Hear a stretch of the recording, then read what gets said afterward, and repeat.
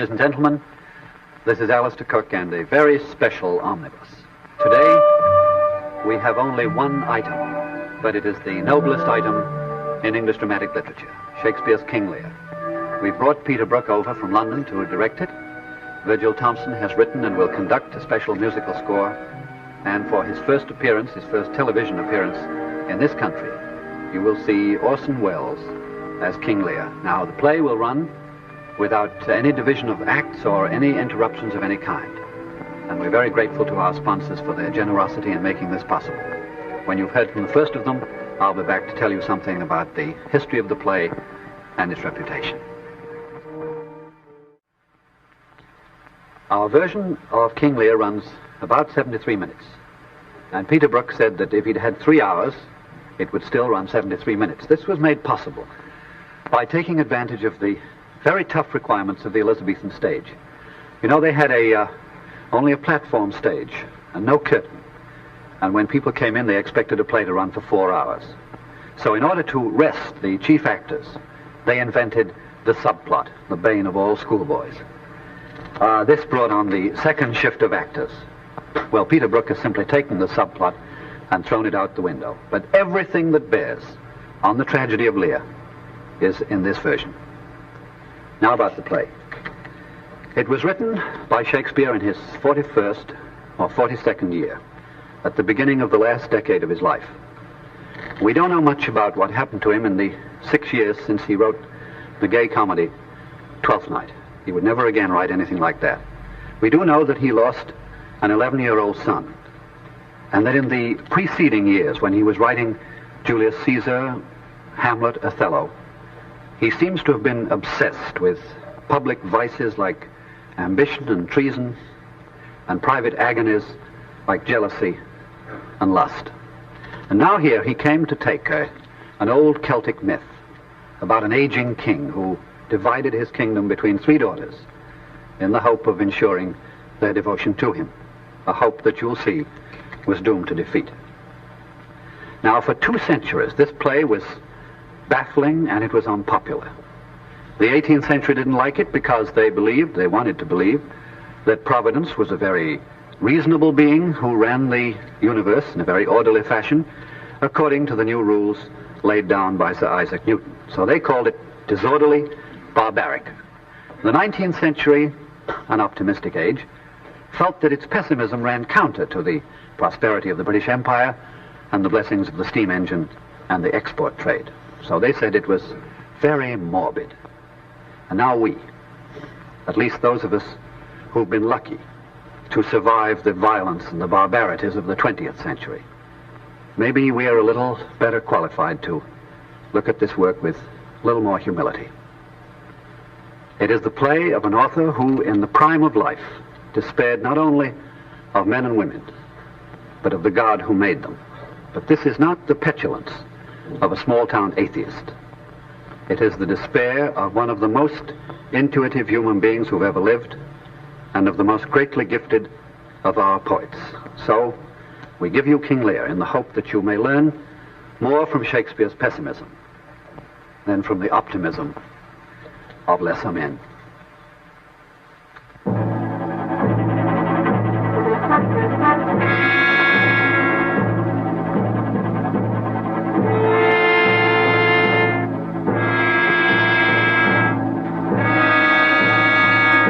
Give me the map there. Now, we have divided in 3 our kingdom. It is our fast intent to shake all cares and business from our age, conferring them on younger strength. Cornwall, and you are no less loving son of Albany, we have this hour a present will to publish our daughters' several dowers, that future strife may be prevented now. Tell me, my daughters, which of you shall we say doth love us most, that we our largest bounty may extend where nature doth with merit challenge? Goneril, our eldest born, speak first. Sir, I love you more than word can wield the matter. As much as child e'er loved or found, a love that makes breath poor and speech unable, beyond all manner of so much. I love you. What shall Cordelia speak? Love and be silent. To thine and Albany's issue be this perpetual. Now, what says our second, our dearest Regan, wife to Cornwall? I am made of that self-same metal as my sister.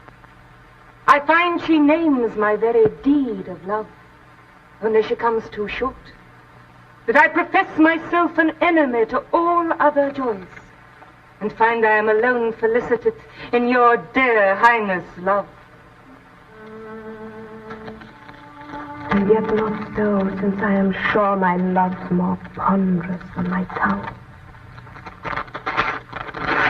To thee and thine, if it to be ever, remain this ample third of our fair kingdom, no less in space, validity, and pleasure than that conferred on Goneril. And now,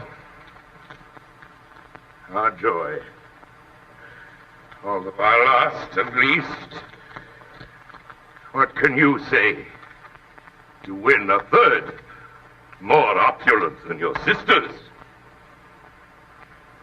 Speak. Nothing, my lord. Nothing.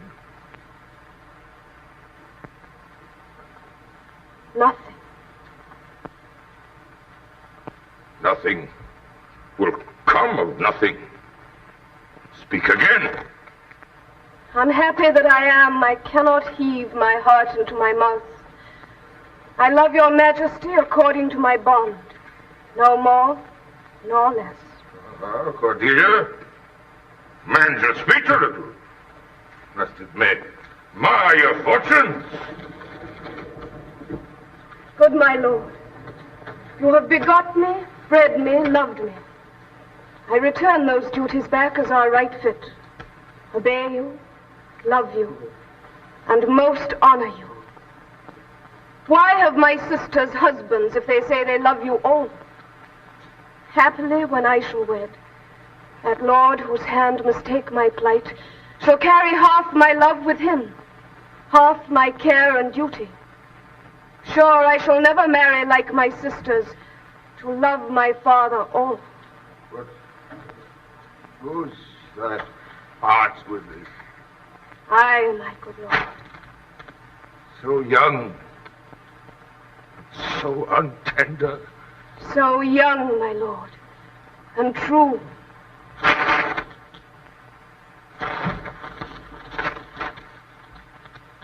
Let it be so. Thy truth then be thy dower.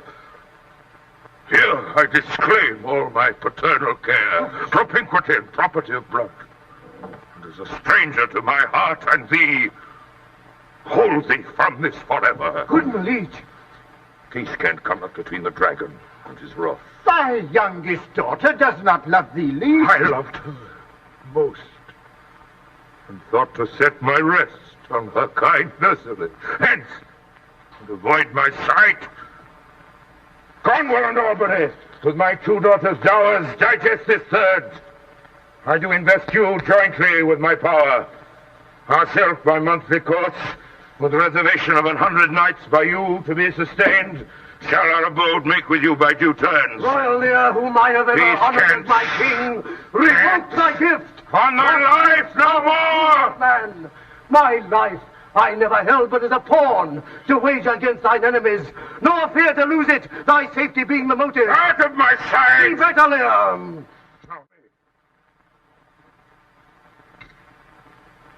5 days we do allot thee for provision. On the 6th, to turn thy hated back upon our kingdom. If on the 10th day following thy banished trunk be found in our dominions, the moment is thy death. Away. By Jupiter, this shall not be revoked. Call forth the princes, France and Burgundy. The gods to their dear shelter take thee, maid, but justly thinks, and hast most rightly said. Fare thee well, king, since thus thou wilt appear. Freedom lives hence, and banishment is here. The princes France and Burgundy, great rivals for our youngest daughter's love, long in our court have made their amorous sojourn. Here are to be answered. My Lord of Burgundy, what in the least will you require in present dower with her? Most royal majesty, I crave no more than hath your highness offered. Right noble Burgundy, her price is fallen. She's there. She is yours. I know no answer. This is most strange that she who even but now was your best object, the argument of your praise, balm of your age, the best, the dearest, should in this trice of time commit a thing so monstrous to dismantle so many folds of faith. Royal king, give but that portion which yourself proposed. Nothing. And here I take Cordelia by the hand, Duchess of Burgundy. I have sworn, Sanford. I am sorry then you have so lost a father, that you must lose a husband. Fairest Cordelia, that art most rich, being poor, most choice, forsaken, and most loved, despised. Thee and thy virtues here I seize upon. Not all the dukes of waterish Burgundy can buy this unprized, precious maid of me. Bid them farewell, Cordelia. Though yet unkind, thou losest here a better where to find. Thou hast her, France. Let her be thine. For we have no such daughter,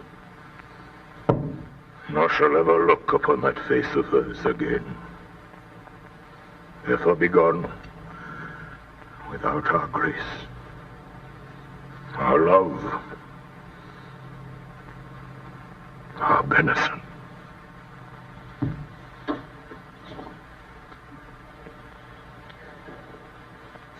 Sister, it is not a little I have to say of what most nearly appertains to us both.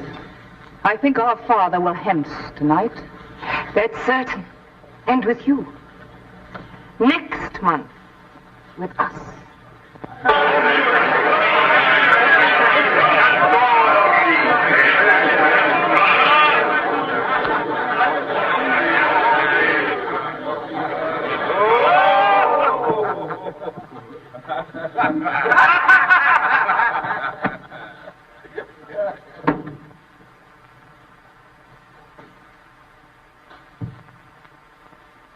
Oswald, did my father strike my gentleman for chiding of his fool?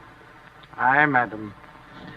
I'll not endure it. His nights grow riotous, and himself upbraids us on every trifle.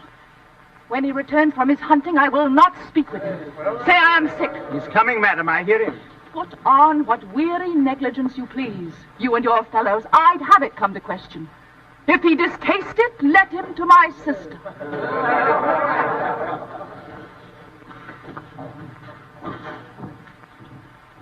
Be not scared, shot for dinner.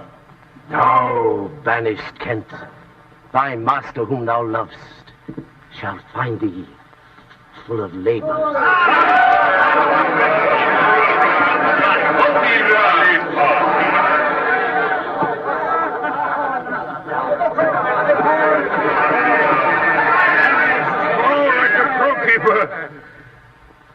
Now, what art thou?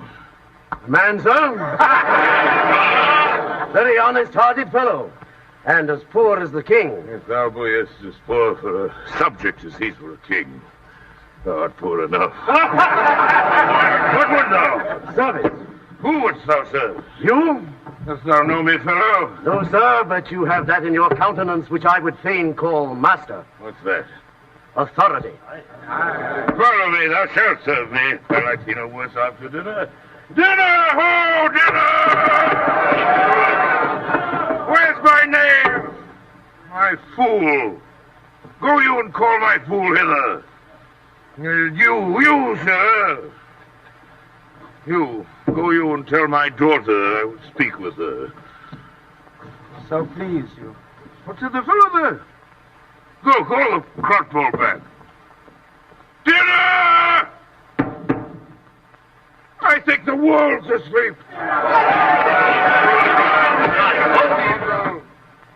He says, my lord, your daughter is not well. Why came not to say back to me when I called him? Sir, he answered me in the roundest manner. He would not. He would not. My lord, I know not what the matter is, but to my judgment, your highness is not entertained with that ceremonious affection as you are wont.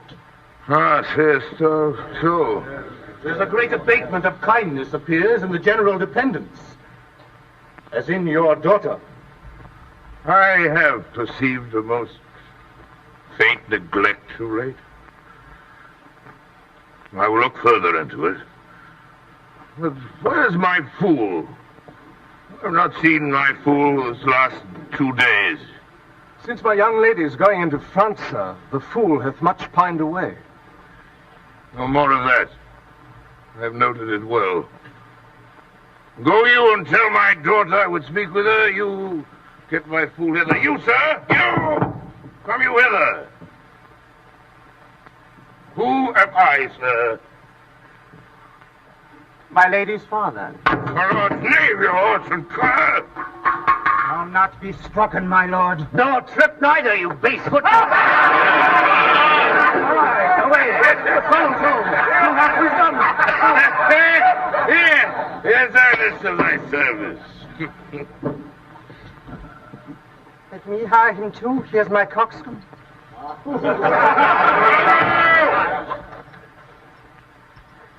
Oh, now, my pretty Dave.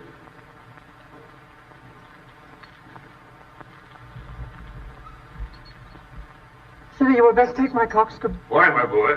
Why? For taking one's part that's out of favour. Nay, and thou canst not smile as the wind sets. Thou catch cold shortly. Here, take my coxcomb. Why, this fellow hath banished 2 one's daughters.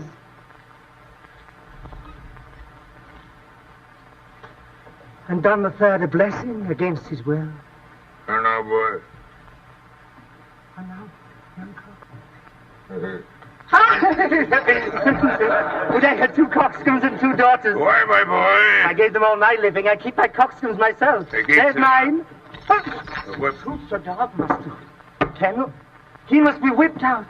Sirrah, I teach thee a speech. You, boy. Oh, mark it, Nanko. Have more than thou showest. Speak less than thou knowest. Lend less than thou owest. No more than thou throwest. Be thy drink and thy whore, and keep in a door, and thou shalt have more than 2 tens to a score. This is nothing, fool. Thou gavest me nothing for it. Canst thou make no use of nothing, Uncle? I know, boy, nothing can be made out of nothing. Prithee tell him, so much the rent of his land comes to. He'll not believe a fool. Give me an egg! And I'll give thee 2 crowns. What 2 crowns will they be? Why, after I broke the egg in the middle, the 2 crowns of the egg. And thou clovest thy crown in the middle, and gavest away both halves. Thou borest thine ass on thy back o'er the dirt. Thou hadst little enough wit in thy bald crown when thou gavest thy golden one away. And if I speak like myself in this, let him be whipped. But first finds it so. Fools had ne'er less grace in a year, for wise men are grown foppish. They know not how their wits do wear, their manners are so epish. When were you wont to be so full of songs, sirrah? Oh, I've used it, Uncle, ever since thou madest thy daughters thy mothers. For when thou gavest them the rod and putst down thine own breeches. Take heed, sirrah. And they for sudden joy did weep, and I for sorrow sang. That such a king should play Bo Peep and go the fools among.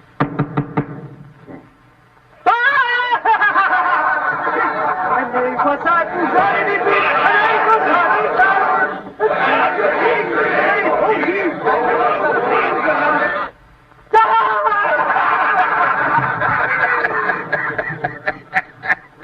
How now, daughter? What makes that fronted on? You are too much of lady the frown. Thou's the pretty fellow when there's no need to care for her frowning. Now thou art an old without a figure. I'm better than thou art now. I'm a fool. Out nothing. Yes, forsooth, I will hold my tongue, so your face bids me, though you say nothing. Mum. He that keeps nor crust nor crumb, weary of all shall want some.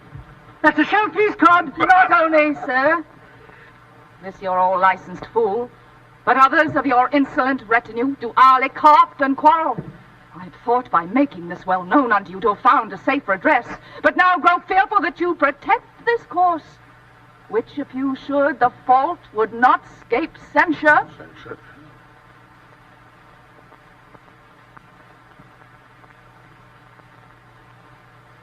Are you our daughter? You know, Uncle, the head sparrow fed the cuckoo so long, it had its head bitten off by its young. So out went the candle, and we were left darkly. Would you would make use of your good wisdom and set aside these dispositions? Oh, may not an ass know when the cart draws the horse? What shall I love thee? Does any here know me? This is not Lear. Who is it that can tell me who I am? Dear Shadow. Your name, fair gentlewoman? Admiration, sir, is much of the savor of other of your new pranks. As you are old and reverend, should be wise. Here do you keep 100 knights and squires, men so disordered, so debauched and bold, that this our court, infected by their manners, shows like a riotous inn. Epicurism and lust make it more like a tavern or a brothel. The shame itself to speak for instant remedy.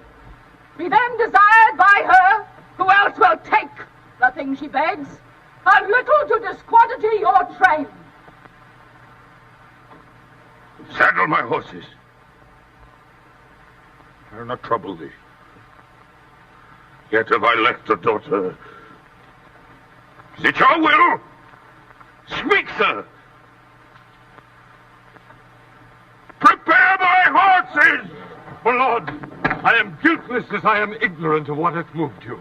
My train are men of choice and rarest parts, that all particulars of duty know, and in the most exact regard support the worship of their names.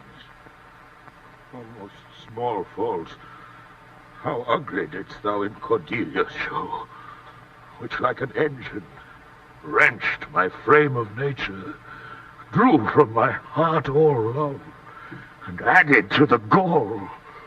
Oh, Lear! Lear! Lear! Beat at the gate and let thy folly in,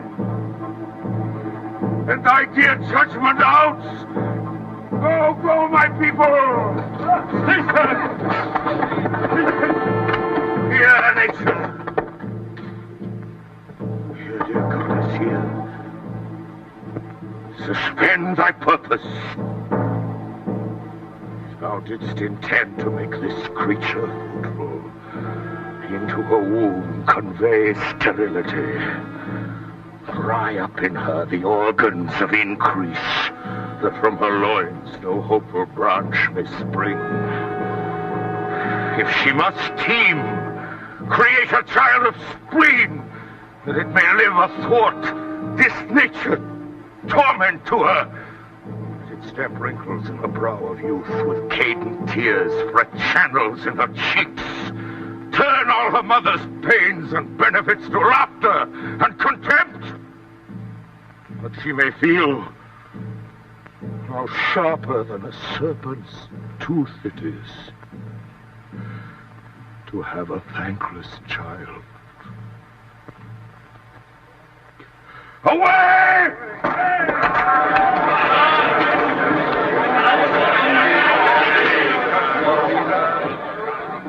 Do you mark that?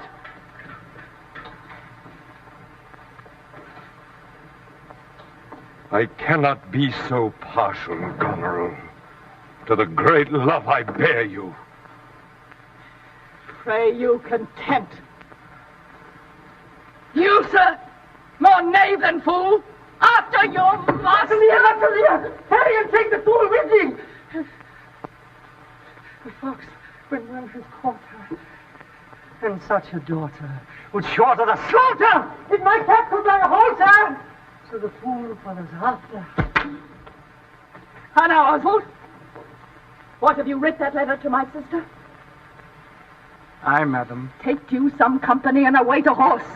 Inform her full of my particular fear, and thereto add such reasons of your own that may compact it more. Ere long, you are like to hear, if you dare venture on your own behalf, a mistress's command. This kiss, if it dare speak, would stretch thy spirits up into the air. Conceive, and fare thee well. Thou wouldst make a good fool. Why? Long truly thou art nigh fool, and have thee beaten to being old before thy time. Aye. Thou shouldst not have been old before thou hadst been wise. Oh, let me not be mad. Sweet heaven, keep me in temper. I would not be mad.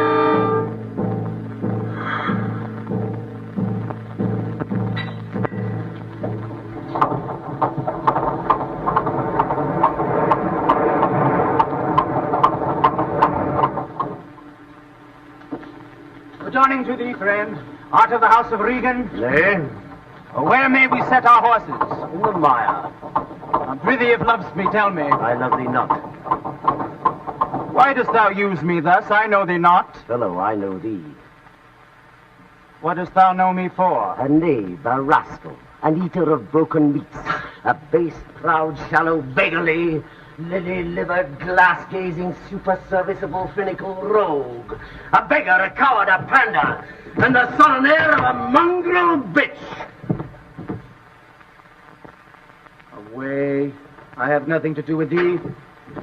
You come with letters against the king, and take vanity, the puppet part, against the royalty of our father.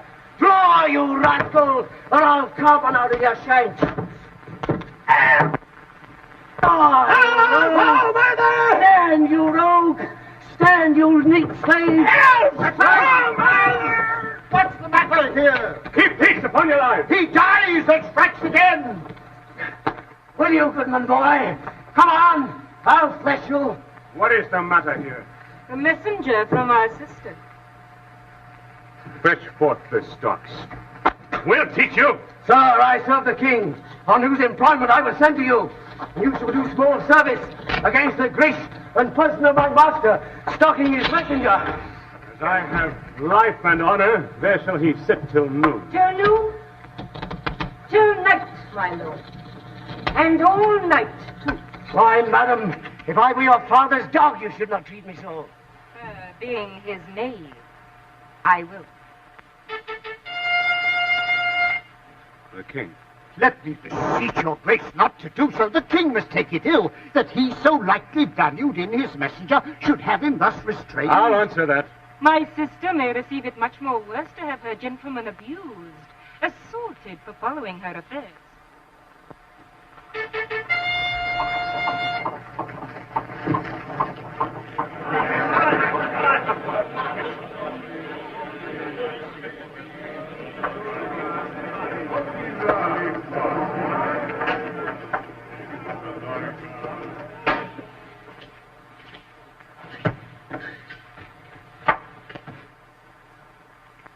Hail to your grace. I'm glad to see your highness. Regan, I think you are. I know what reason I have to think so. Oh, Regan, if thou shouldst not be glad, I would divorce thee from my mother's tomb, sepulchring and adulteress. Oh, beloved Regan, thy sisters, naught. I could scarce speak to thee, nor not believe. How depraved a quality. Oh, Regan. I pray you, sir, take patience. I have hoped you less know how to value her deserts than she to scant her duty. See you? I cannot think My of... curse is on her. Oh, sir, you are old. Nature in you stands on the very verge of her confinement.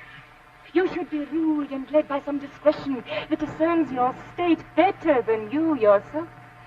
Therefore, I pray that to our sister you do make return, Say you have wronged her. Ask her forgiveness. Dear daughter, on my knees I beg that you vouchsafe me raiment, bed, and food. Dear daughter, I confess that I am old. Age is unnecessary. Who is it? That so much thy place mistook to set thee here? He wears cruel garters. Horses are tied by the head, dogs and mares by the necks, monkeys by the loins, and men by the legs. It is both he and she. No. Thy son and daughter. No. Yes. No, I say. I say I. You swear no. Swear I. This mother swells up toward my heart. Hysterica passio. Down, thou climbing sorrow. Thy eminence below. Who put my man in the stocks? Who put him there? What trumpet's that? I know it's my sister's. Who stopped Proves my... her letter that she would be here soon. Regan! I have good hope thou didst not know it.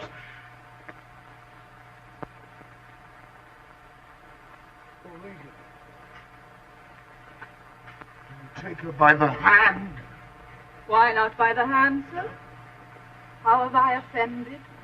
All's not offense that indiscretion finds, and dotage terms so. Besides, you are too tough. We are yet old. Who stopped my servant? I sent him there, sir. But his own disorders deserve far less. I beg you. Be still, sir. I pray you, Father, being weak, being so, if till the expiration of your month you will return and sojourn with my sister, dismissing half your train, come then to me.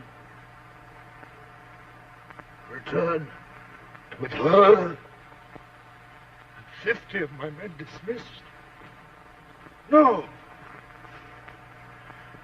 Rather, I abjure all roofs and choose to wage against the enmity of the air, to be a comrade with the wolf and owl, necessity's sharp pinch. Return with her.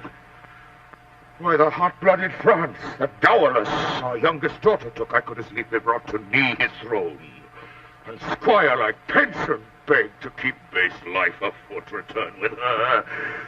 Persuade me rather to be slave and sumpter to this detested grove. That's your choice, sir. I prithee, daughter, do not make me mad. I'll not trouble thee. We'll no more meet. But yet, thou art my flesh, my blood, my daughter. Rather a disease that's in my flesh, which I must needs call mine. Thou art a boil, a plague sore, an embossed carbuncle in my corrupted blood. I'll not chide thee. Let shame come when it will. I do not call it. I do not bid the thunder-bearer shoot, nor tell tales of thee to high judging Jove. And when thou canst, be better at thy leisure. I can be patient. I can go with Regan. Aye, my 100 knights. Not altogether, sir. I look not for you yet, nor am provided for your fit welcome. Give ear, sir, to my sister. What 50 followers, is it not well? What should you need of more? Yea, or so many. How in one house should many people under two commands hold emissary? 'Tis hard, almost impossible. Why might not you, my lord, receive attendance from those that she calls servants, or from mine? Why not, my lord? If then they chance to slack ye, we could control them. If you will, come to me, for now I spy a danger. I entreat you to bring but 25. To no more will I give place or notice. I gave you all. And in good time you gave. What must I come to thee with 25? Regan said you so. And speak again, my lord. I'll go No with more with me. thee. I 50 at a double 5 and 20. Or twice her love. Hear me, my lord. What need you 5 and 20? 10 or 5? To follow in a house where twice as many have a command to tend you. What need 1?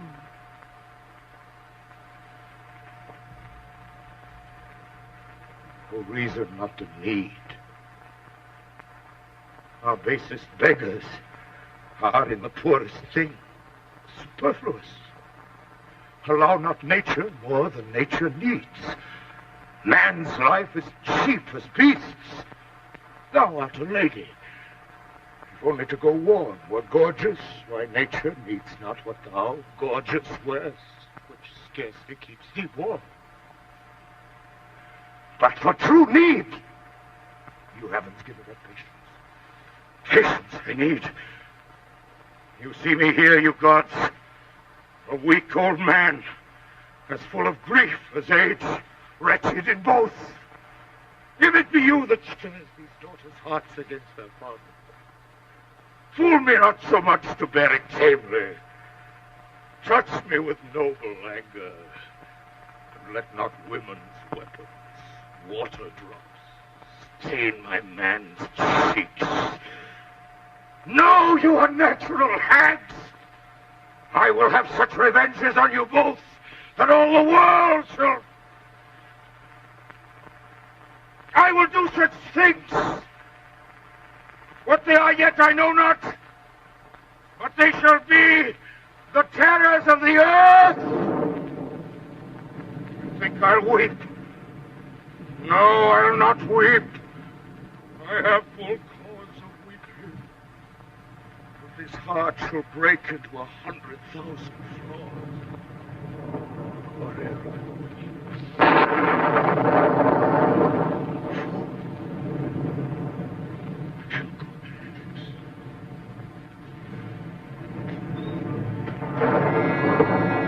Let us withdraw. It will be a storm. This house is little. The old man and's people cannot be well bestowed. 'Tis his own blame, hath put himself from rest, and needs must taste his folly. For his particular I'll receive him gladly, but not 1 follower. So am I purposed. 'Tis best to give him way. He leads himself. Alas, the night comes on, and the high winds do sorely ruffle. For many miles about there's scarce a bush. Shut up our doors. Shut up your doors, my lord. 'Tis a wild night. My Regan counsels well. Come out of this storm.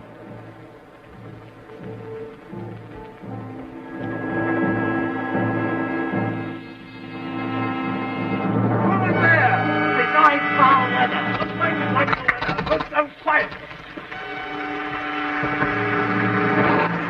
Sir, I do know. There comes a power into this scattered kingdom who have secret fleet in some of our best ports and are at point to show their open banner. Now, make your speed to Dover. When you do see Cordelia, show her that way.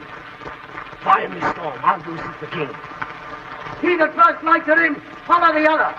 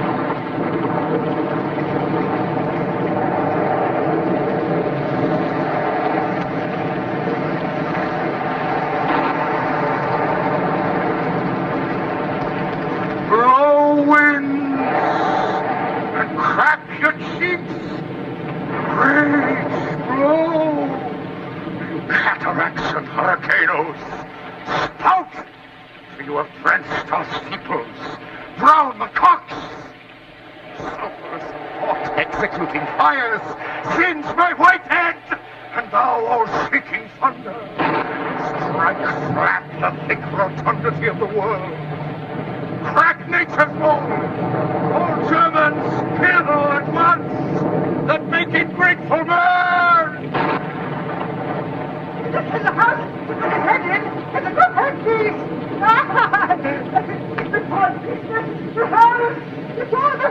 Penny! The head and teeth! The loud! The bacon very Penny! The metal that makes his curl! What is his heart? The bait! Shall all the corn cry woe! A time he sleep to wait! For the levy it was a fair woman which she made mouths in a glass! Rumble thy belly full. Spit fire, spout rain! Rain, wind, thunder, fire are my daughters. I tax not you, you elements, not one. I never gave you kingdom, called you children. You owe me no subscription. Then let fall your horrible pleasure. Here I stand, your slave, a poor, infirm, weak and despised old man. Yet I call you servile ministers, will with two pernicious daughters join your high-engendered battles against a head so old and white as this. Oh, despise!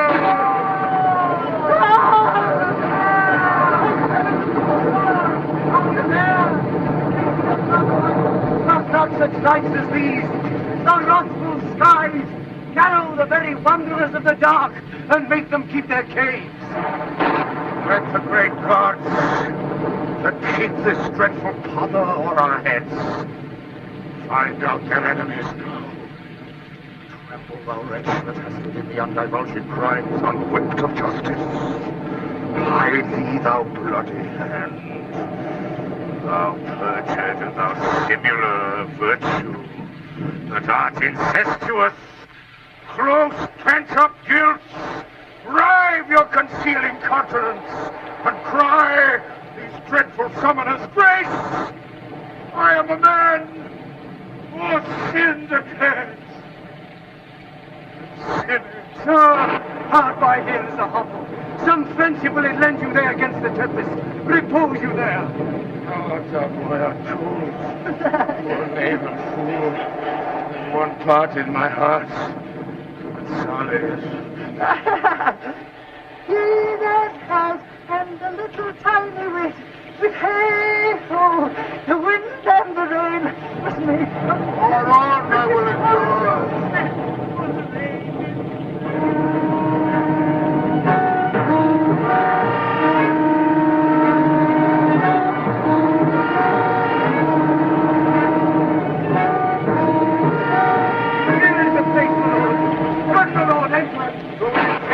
The tyranny of the open night, too rough for nature to This endure. tempest will not give me leave to ponder on things would hurt me more. Go in, boy, first. My wits.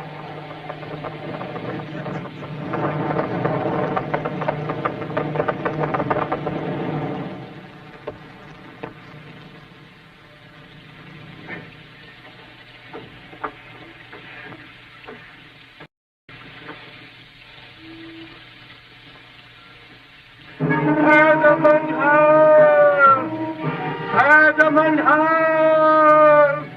Poor Tom! Stand up and hear them go! Hear the spirit, the spirit! What a... No, let us scramble there in the straw. Come forward. Away, the foul fiend follows me. Through the sharp hawthorn blow the winds. Zoom! Run to thy bed and warm thee. Who gives anything to poor Tom, whom the foul fiend has led through fire and through flame, through sword and whirlpool, over bog and quagmire, that has laid knives under his pillow and halters in his pew, has set ratsbane by his porridge, made him proud of heart to ride on a bay-trotting horse. Over 4-inch bridges, to course his own shadow for a traitor. Didst thou give all to thy daughters? Not thou come to this. Bless thy 5 weeks. Comes a cold.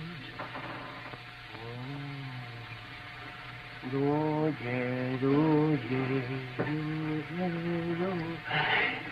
Bless thee from whirlwind, star blasting and taking. Do pour Tom some charity whom the foul fiend vexes. There might I take him now, and there again, and there. As his daughters brought him to this pass, couldst thou save nothing? Wouldst they take all? Nothing could have subdued nature to such a lowness but his unkind daughters. Is it the fashion that discarded nature should have so little mercy on their flesh? Judicious punishment. 'Twas this flesh begot those pelican daughters. Pillicock sat on Pillicock Hill. That is all the fools of madness. Nay, take heed of the foul fiend. Obey thy parents. Keep thy words, justice.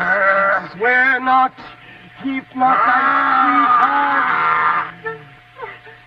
On proud array. Tom a cold.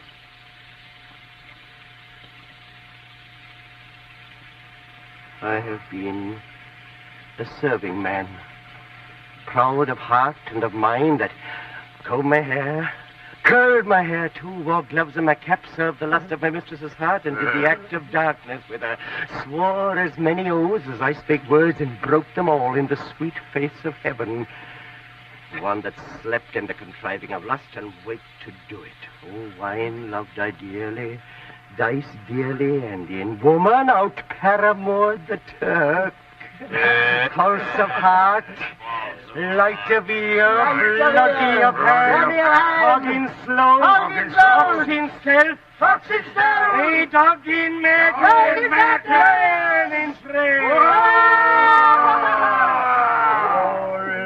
Not the creaking of shoes, nor the rustling of silks betray thy poor heart to woman.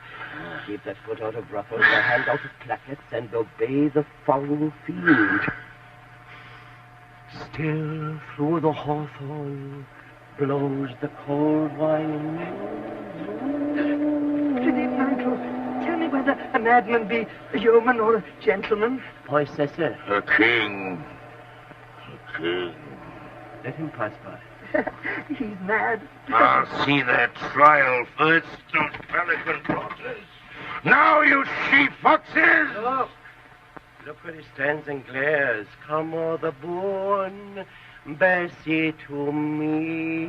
Let's not speak why she dares not come over to you. The cat is grey.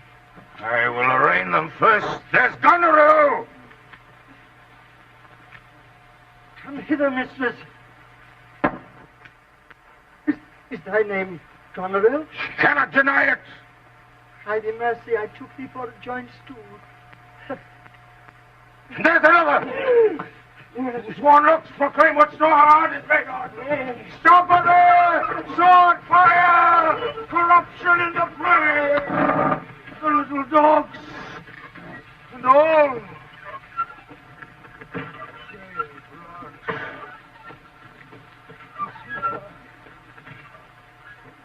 See, they bark.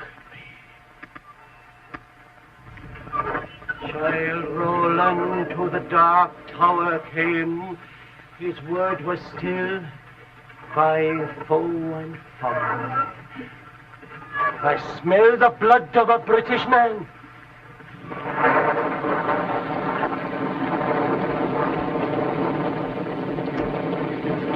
Alone and lost him. Where is the king? Where is the king, my master? In here. But trouble him not. His wits are gone. I have overheard a plot of death upon him. Take up thy master. If thou shouldst dally half an hour, his life stands in assured loss. Take up this way, my lord. I will keep still with my philosopher. Make for Dover, friend, where thou shalt meet both welcome and protection. Reto calls me and tells me Nero is an angler in the lake of darkness. Pray, innocent, beware the foul fiend. No noise, no noise. I'll to supper. 'In the morning.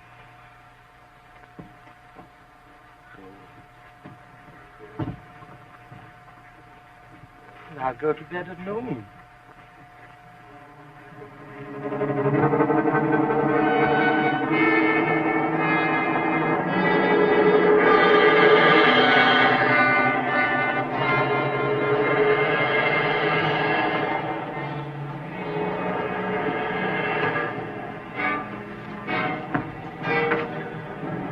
Traitor.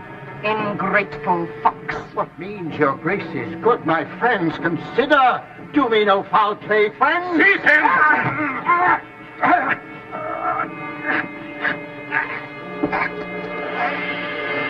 Where hast thou sent the king? To Dover.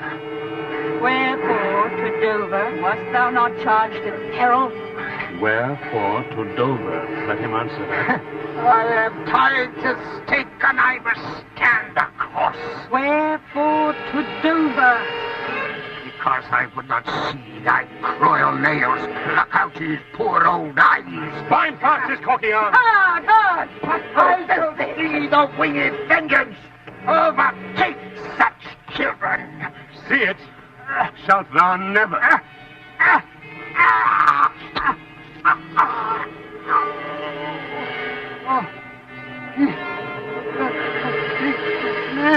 He be old. Give me some strength. One side will mock another. The other too. If you see vengeance, hold your hand, my lord. I have served you ever since I was a child. What better service have I ever done than now to bid you hold? Now you deaf. Bella, nay then, come on, and see the sense of anger. Stand up. Slain. Now you have one eye left, my lord, to see some mischief on him.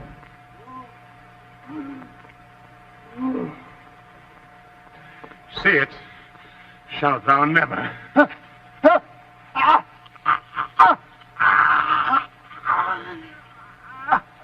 Out, foul jelly. Where is thy luster now?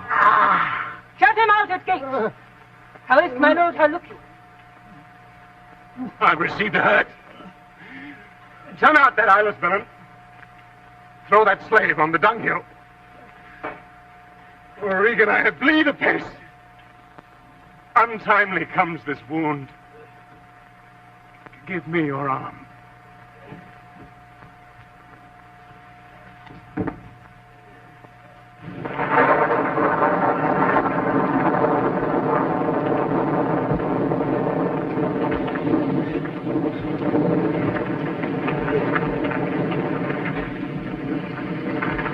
Let him smell his way to Dover. Cotterill, you are not worth the dust which the rude wind blows in your face.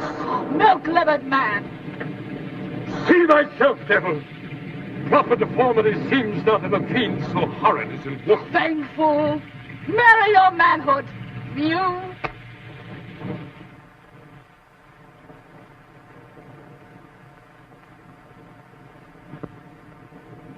Now, sweet lord, you know the goodness I intend upon you.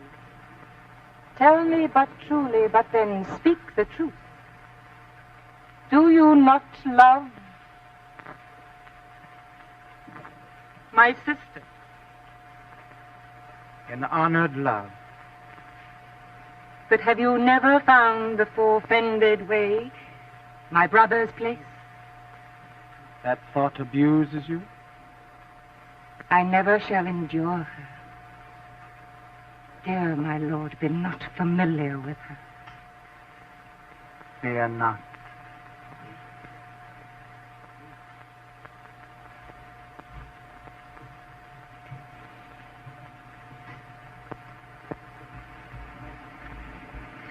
Alack, 'tis he. Why, he was seen even now, mad as the vexed sea, singing aloud, crowned with rank fumiter and furrowed weeds. Send forth an officer, search every acre in the high-grown fields, and bring him to our eye. Seek for him.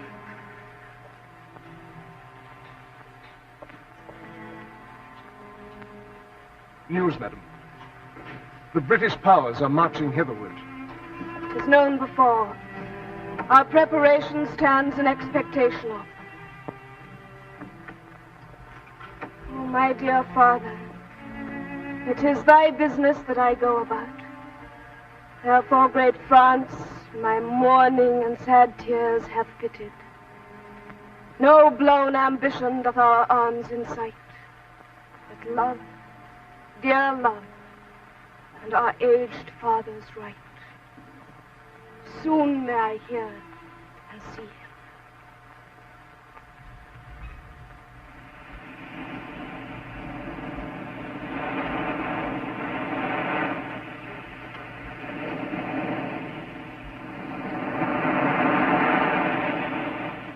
They cannot touch me for coining. I am the king himself. There's your press money.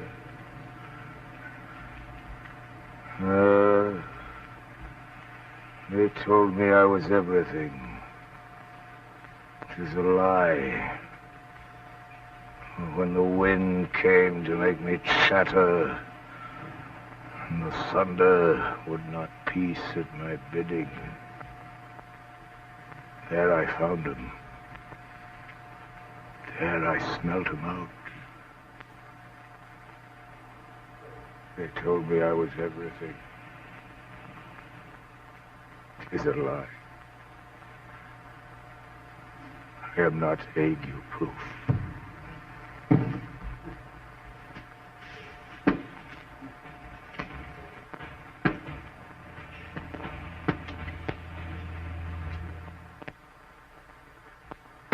Give me the map there. Is not the king?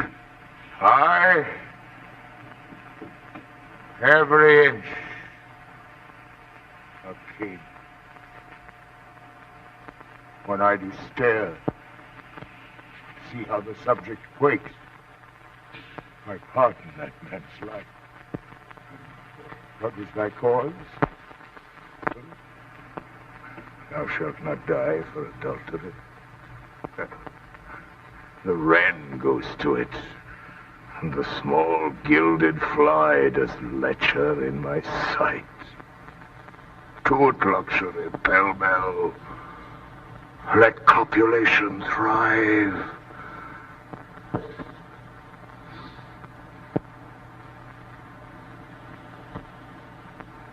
Behold yon simpering dame, that minces virtue, and does shake the head to hear of pleasure's name. The fitune of the soiled horse goes to it with a more riotous appetite. Down to the waist their centaurs, the women all above. But to the girdle do the gods inherit. Beneath is all the fiends. There's hell. There's darkness. There's the fiery pit. Burning, scalding, stench, consumption. Fie. Give me an ounce of civet, good apothecary, to sweeten my imagination. There's money for thee. Oh, let me kiss that hand. Let me wipe it first. It smells of mortality. Oh, this ruined piece of nature, this great world should so wear out, Lord. Dost thou know me? I remember thine eyes well enough. Dost thou squint at me? See how this world goes. I see it feelingly. What, art mad? A man may see how this world goes with no eyes. Look with thine ears.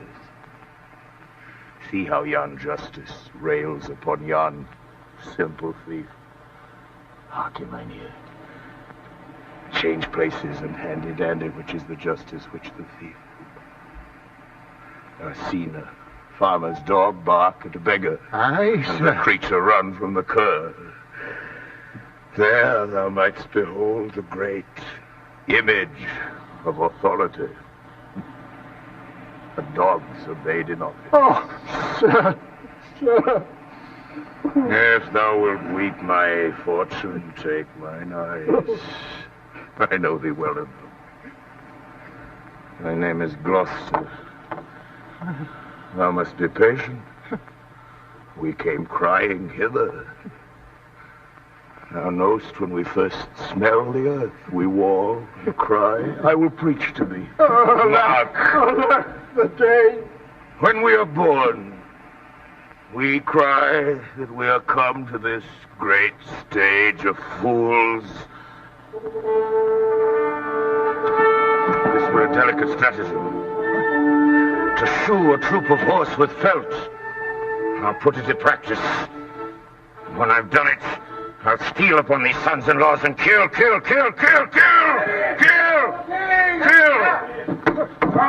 I'm a king. My master's a king. Know you that? You are a loyal one. We obey. Get me a surgeon. Sire, your most dear daughter. I am cut to the brains.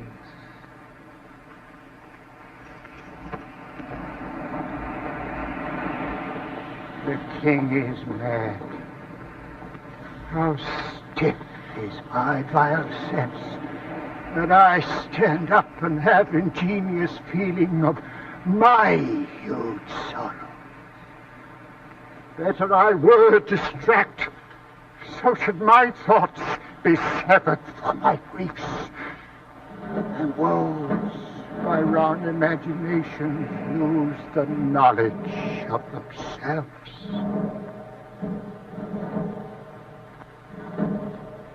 Far off, methinks, I hear the beaten drum.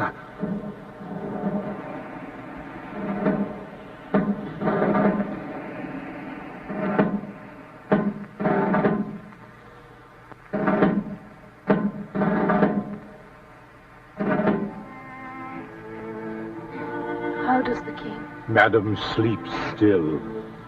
Oh, kind gods, cure this great breach in his abused nature. Untuned and jarring senses, oh, wind up of this child-changed father. So please your majesty, that we may wake the king. He hath slept long. Be governed by your knowledge.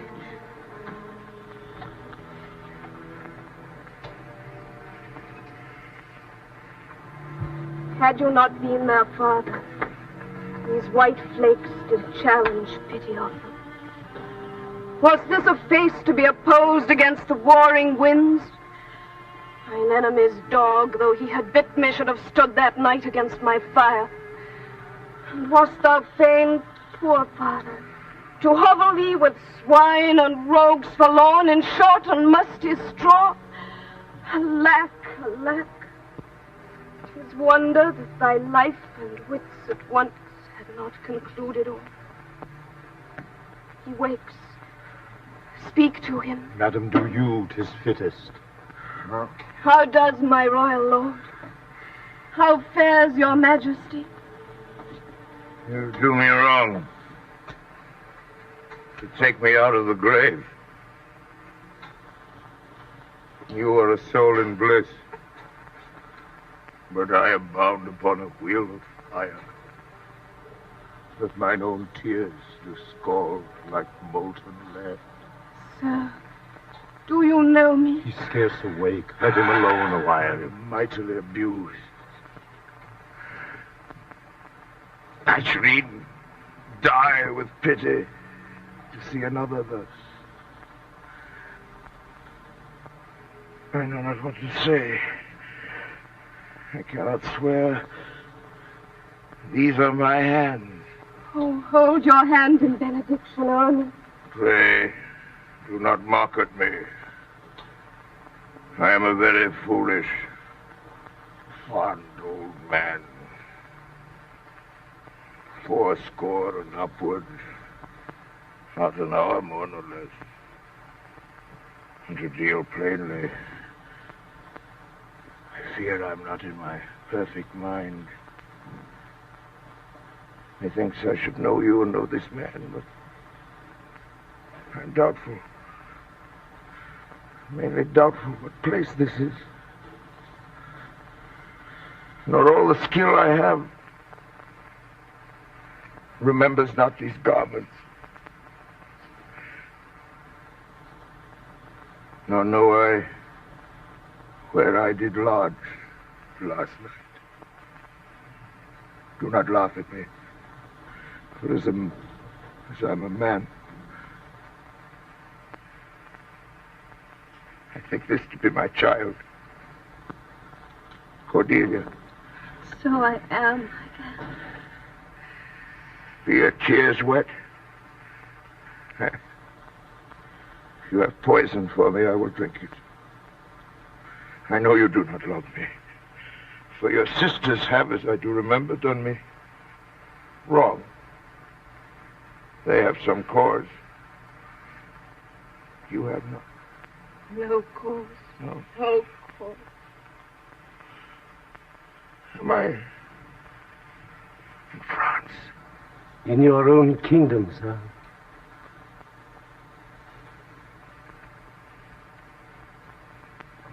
Do not abuse me.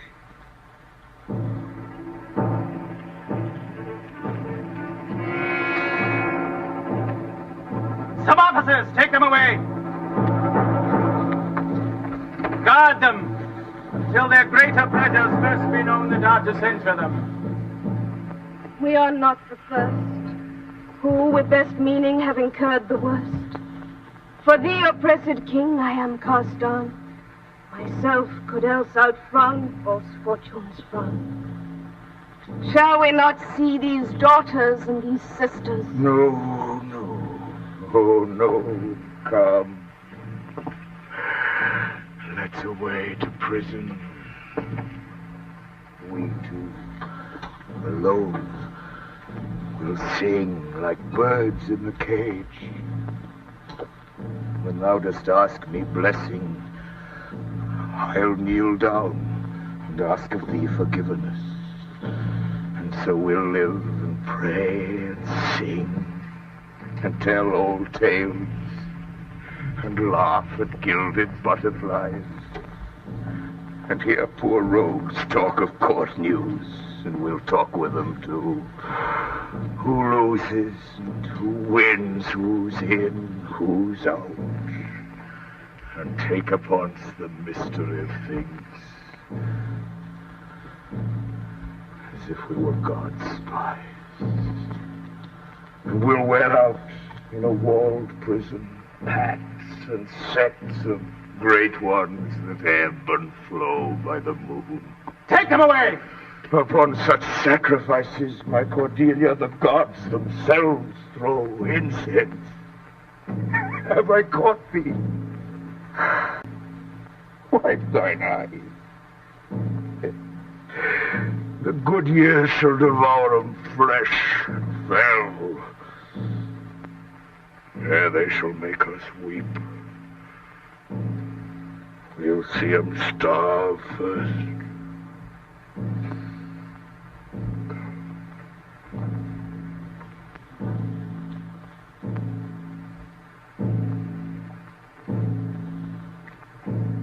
Come hither, Captain.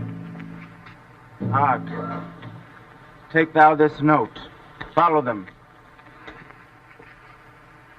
One step I have advanced thee. If thou dost as this instructs thee, thou dost make thy way to noble fortunes.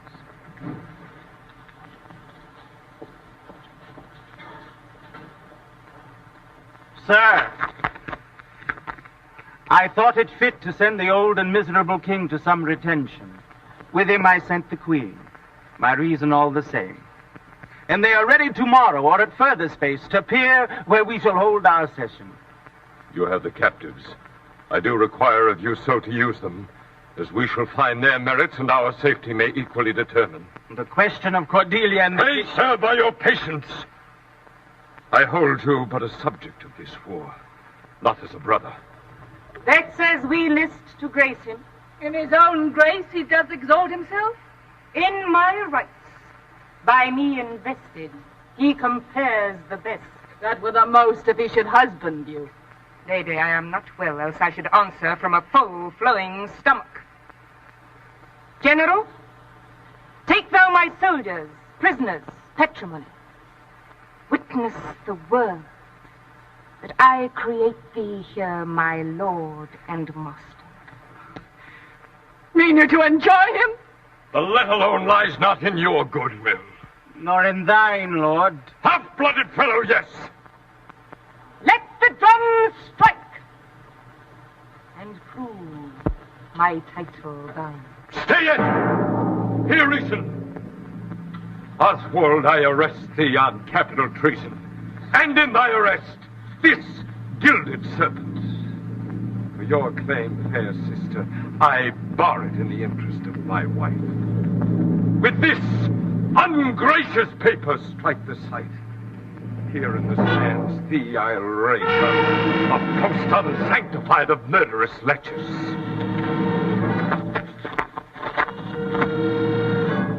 Beloved Oswald, let our reciprocal vows be remembered. You have many opportunities to cut him off. If he return the conqueror, then am I his prisoner, and his bed my jail. From the loathed warmth whereof deliver me, and supply the place for your labor, your wife, so I would say, affectionate servant. Conqueror!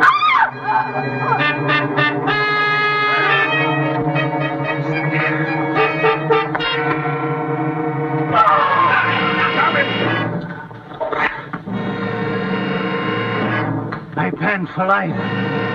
Some good I mean to do despite of mine own nature. My writ is on the life of Lear and on Cordelia. Quickly, send him, be brief in it. Nay, send in time. Haste for thy life. He hath commission from my wife and me to hang Cordelia and to lay the blame upon her own despair that she fordid herself.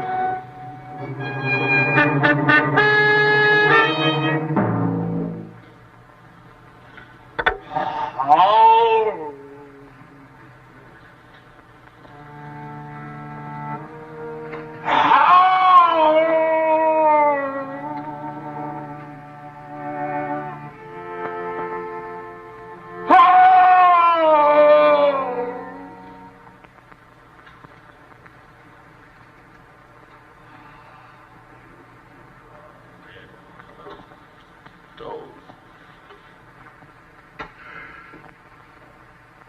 And I your tongues and eyes.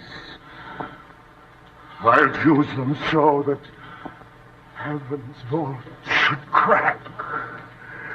She's dead. She's dead. I know when one is dead and when one lives. She's dead as earth. Cordelia. Cordelia, stay a little. What does that say?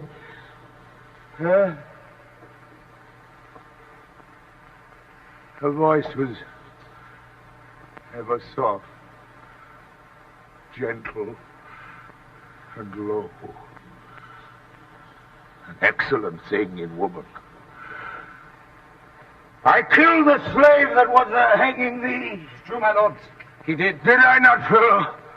I have seen the day with my blood-biting force when I would have made them skip. I am old now. And these same crosses spoil me. He knows not what he says. And vain is it that we present us to him. And my poor fool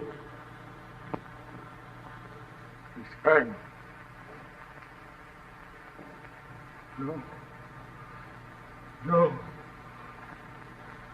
No life. Why should a dog, a horse, a rat have life? And No breath at all.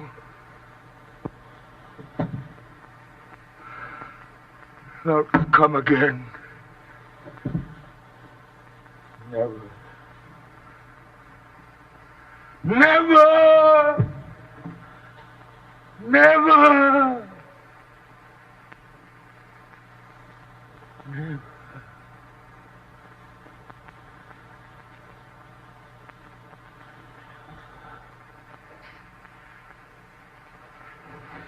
Thanks.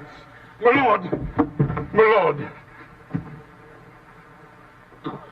Break heart, I prithee, break. Vex not his ghost. Oh, let him pass. He hates him that would upon the rack of this tough world stretch him out longer. Bear them from hence. Our present business is general woe. Friend of my soul, rule in this realm, and the gourd state sustain. I have a journey, sir, shortly to go. My master calls me. I must not say no. The weight of this sad time we must obey. Speak what we feel, not what we ought to say. The oldest have borne most. We that are young shall never see so much, nor live so long.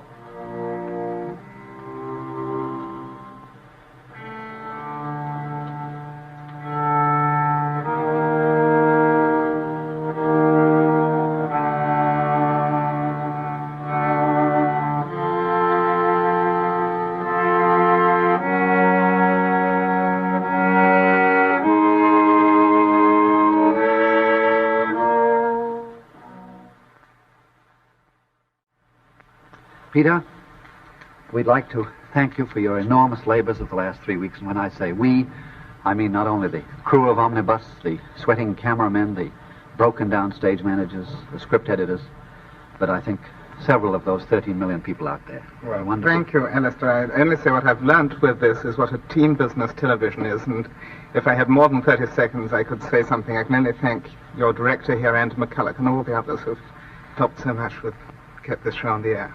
Thank you. Great stuff. Thank you, Peter.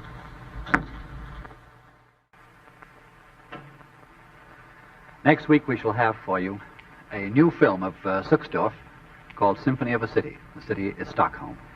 We shall show you some of the recording tricks of Les Paul and his charming wife.